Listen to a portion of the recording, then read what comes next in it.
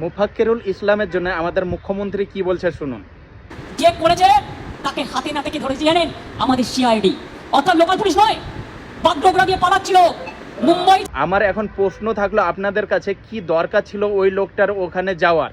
আর সে কি উস্কানিমূলক কথা বলেছে? আমাদের মুখ্যমন্ত্রী যে বলছে মুম্বাই থেকে এসেছিল, বাগডোগরা দিয়ে পালাচ্ছিল, তার সিআইডি নাকি ধরেছে। খুবই ভালো কথা, সেই উস্কানিমূলক কথা বলছিল, সে দাঙ্গা লাগিয়েছে, ধরেছে। কিন্তু আমি একটা জিনিস জানতে চাই আপনাদের কাছে বা আমাদের মুখ্যমন্ত্রীর কাছে, যে অসীম সরকারের টাইমে 900+ যখন কেস দায়ের করা হয় থানাতে, তখন আপনার এই সিআইডি তদন্ত কোথায় ছিল? তখন হাম্বা হাম্বা রাম্বা রাম্বা ডাম্বা ডাম্বা কেন করতে পারেননি আপনি? যখন শুভেন্দু অধিকারী উল্টোপাল্টা ভাষণ দেয় তখন আপনি কোথায় থাকেন? তখন কেন করতে পারেন না? আমরা হয়তো আজকে ভুলে যাব, মুফাক্কিরুল ইসলামের কথা ভুলে যাব, ও জেলে আছে হয়তো, দুদিন ধরে আমরা শুনলাম, খুব লাইক শেয়ার করলাম, বাস ভুলে গেলাম। তারপরে কি? তারপরে সেই সব মানুষ আর সাধারণ মানুষের হয়ে কি লড়বে?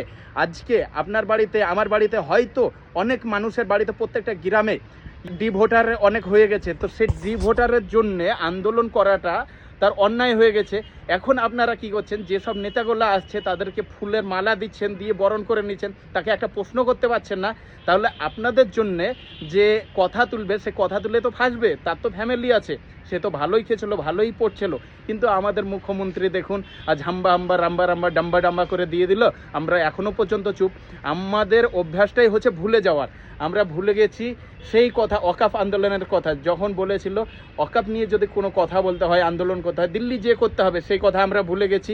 এসআইআর এনআরসি আমি বেঁচে থাকতে বাংলায় হতে দেবো না, এই কথাটা আমরা ভুলে গেছি। আমি বেঁচে থাকতে ডিটেনশন ক্যাম্প হতে দেবো না, এটা এবার দেখবেন আপনারা। বেশ দেখেন।